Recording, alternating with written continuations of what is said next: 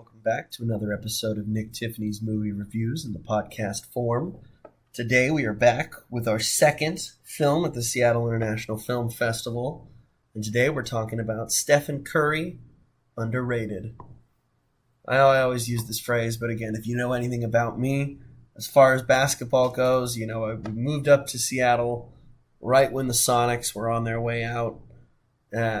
So, as much as I want to say that I'm the biggest Sonics fan, I'm a huge Sonics fan, I didn't really see much of them. I followed KD, for a little bit when he went down to Oklahoma City. Obviously, we still feel the way about that. I don't know how you send a team to Oklahoma City. There's a better market there than Seattle? I don't think so. But regardless, since then, and since playing basketball, since elementary school and growing up, I never had any wild imaginations that I was going to be good enough to even in high school, I'm like, I don't know if I'm a varsity player even. Maybe if I put some time into it, sure. But, it was something I definitely always enjoyed playing. And I always enjoyed watching it.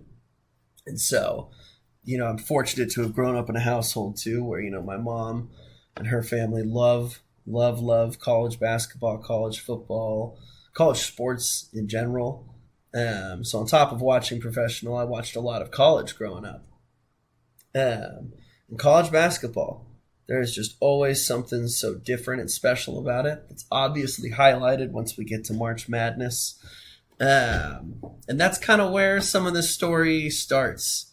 And when you think of Steph Curry, as incredible as he's been in the NBA, as incredible a three-point shooter he's been in the NBA, so much of it all goes back to his time at Davidson, a little college in North Carolina, where they took a chance on a guy who was on the shorter side, the scrawnier side, and, really learned how developing him with a coach who supported him and really believed and saw what he saw in himself, how this team from nowhere, North Carolina, ends up in March Madness, and this kid named Steph Curry blows up, playing some incredible basketball, putting on some incredible performances, and then in a second year, taking them almost to the Elite Eight.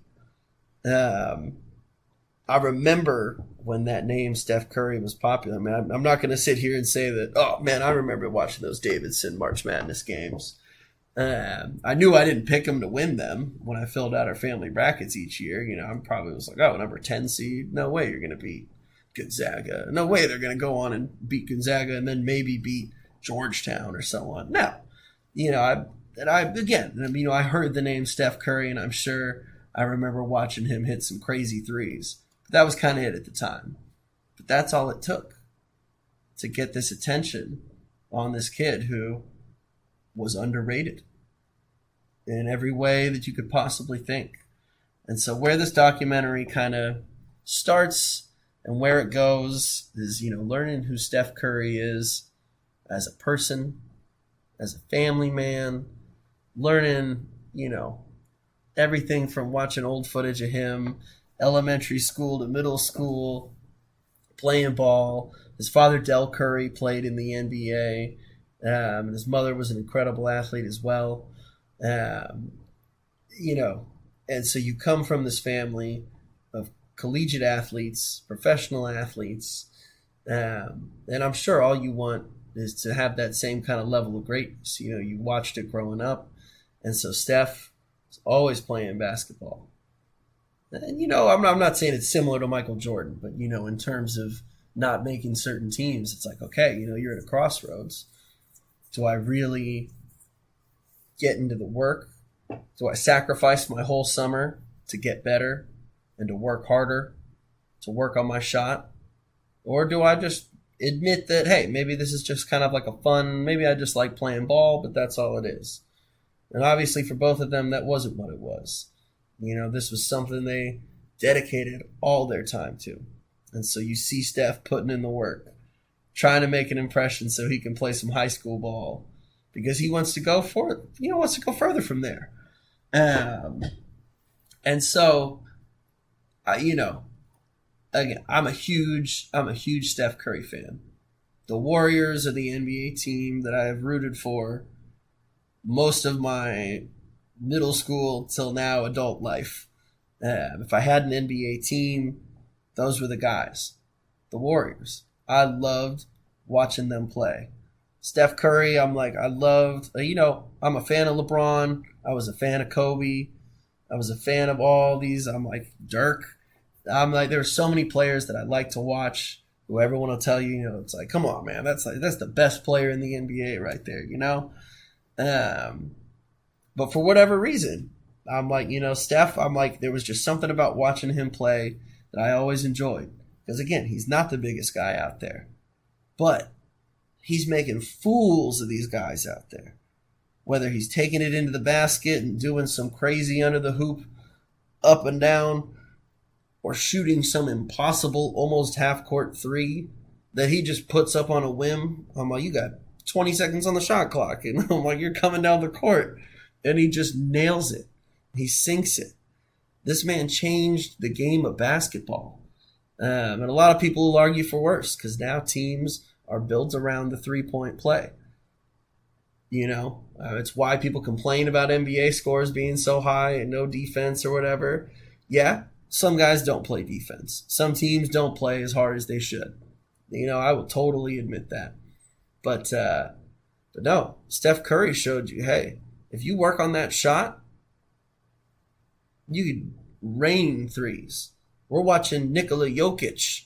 We're watching nearly 7 feet tall would-be centers who are sinking threes from beyond the perimeter.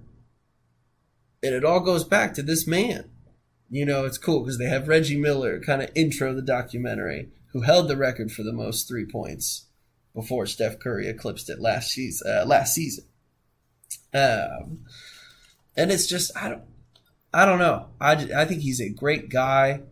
Yeah, I remember watching post-game interviews when he had his youngest daughter and she'd kind of come up on his lap and talk afterwards because he was young. He was a young guy. He left Davidson after his junior season, declared for the NBA draft and forgoes his senior year. And he's 21 at the time. You see this young kid and you read his draft card and what they're saying about him and how well they think he might fit into the Golden State offense. But man, he needs to bulk up and they're going to push him around. And, the film really highlights as well that decision to leave Davidson early and not finishing his education, which was something that, for his mom was a little bit of a sore spot. She's like, hey, so happy you've won 4 national championships, but now you've got 3 children. You've got your wife, you've got this beautiful family. Maybe now's the time. And so part of this film also follows Steph finishing his schoolwork, going back, finishing this commitment he made to himself and, being an example for his family. And so you kind of go behind the scenes looking at, what his studying looks like while he's in the middle of a season, kind of learning that, he kind of tried to finish some school back when they had the NBA lockout almost a decade or so ago. But for me, obviously, because I like the guy and I had more of a vested interest in this maybe than some, I really enjoyed this documentary. And I had the one area where me personally, I felt like I wanted to see a little bit more was maybe on the Steph Curry side of things. And that's because the relationship between Steph Curry and his Davidson basketball coach is really what anchors the entire story. Kind of you see Matt McKillop all through, Bob McKillop. Maybe Matt's his son, actually. But Bob McKillop helping inspire this confidence in a young Steph Curry, and the whole time just believing in him, So much so that, even in his worst days, even in his moments where he feels like the biggest fraud, he knows, hey, Coach McKillop has my back. There's a reason I'm here. And don't get discouraged. Take another shot. Where so many guys would just, if they're going cold, I'm not going to shoot anymore. Steph was that anomaly where it's like, nope, I got the green light. I'm going to take another shot because I know I can make it. And once he gets in that rhythm, he's unstoppable. And there's a really great quote after Steph had committed to go to Davidson. And after the coach had come over to kind of talk to the family, the Currys, his mom, they says, hey, coach, don't worry. By the time he gets there next season, we'll fatten him up for you. We'll get him ready. And the coach said, hey, don't you worry about that. We want him just the way he is. And Steph, that really stood out to him and has kind of really followed him into his career. You are who you're supposed to be. Don't try to pretend to be something or the player that you're not, and use your strengths to your advantage. So I mean, it's pretty cut and dry, just as far as where you go with this story. If you follow basketball, you kind of can follow along with their 22 season last year where they were national champions. The whole idea of underrated. It takes on a few different meanings in the film and a few different storylines you follow. If anything, I don't want to call it a complaint, but like I was saying, maybe I would like to see a documentary at some point with Steve Kerr and Steph Curry, I should say. I know that wasn't the focus of this documentary because obviously he had to get to the Warriors before he was with Steve Kerr and before Steve Kerr had an opportunity to coach him and really formulate the relationship that they have, that I'm such a fan of as well, watching them in the past however many years. And so I know that's my own thing. It's not a fair criticism on this documentary to want that. Obviously, as the fan I am, I'm like, all right, I need it. I'm like, you could do a whole Michael Jordan Last Dance documentary on Klay Thompson, Draymond Green, Steve Kerr, and Steph Curry. And Andre Iguodala, I'm like, the list goes on. And I'm sure we will get that someday. So I will wait patiently for that. But man, I'm like watching this documentary too. It just, I watched it about a week after the Warriors were eliminated from this year's playoffs. But, it was just fun to get to see some old clips, some early games of the Warriors that, I hadn't remembered with Steph.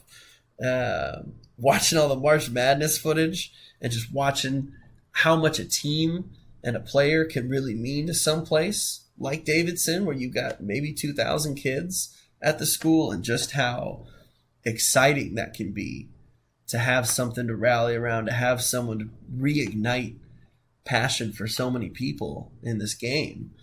It was just, man, I loved it. And it was the coolest thing because just like what I saw, my fiance, she surprised me. She got us tickets to see the Trailblazers play the Warriors. It was the last game of this year's 2023 regular season. And the Warriors needed to win to avoid going into the play-in tournament. So I knew, I was like, Steph's got to play, Klay's got to play, Draymond's got to play. I'm like, we're going to see these guys. Because I was worried. I was like, oh, it's the last game of the year. If they're doing too well, of course they're going to rest all of them. But I got to watch them all. I got to watch Coach Kerr out there with them. Watching Steph play in person was electrifying. And watching Klay and Draymond play was just, it was insane. But the coolest thing about getting back to an NBA game for the first time in 5 or 6 plus years, the last time I saw an NBA game, James Harden was still in Houston. But that was even years before he left. But it was just so much fun being back in that environment. When we were standing in line, I told her, I was like, look around us. There is every kind of person of every age, every ethnicity, from every walk of life. Every kind of person is here unified by their love of sports. Whether you're for Portland or Golden State or whomever, And you got little kids running around trying to get their jersey signed. When we were going to our seats, this kid was freaking out coming up the stairs off the court. He's like, Steph Curry touched my jersey. Steph Curry touched my jersey. He's like, he's almost crying. He's so happy to his mom. And she's just got the biggest look on her face because she's like, oh my God, my kid's going to remember this forever. But there's just so much beauty in the game, in the world of sports, and what these players and their example that they can set can really mean to generations of people, all at the same time. And so I know I've kind of got. I don't want to talk too much about the documentary because I want people to watch it for themselves. It's going to be out on Apple Plus, I believe, either at the end of June or beginning of July. Definitely am going to recommend it. Again, when it comes out, obviously, this is first doc I've seen of the year. So definitely the best documentary I've seen of the year. I know I say that a little biasly as well.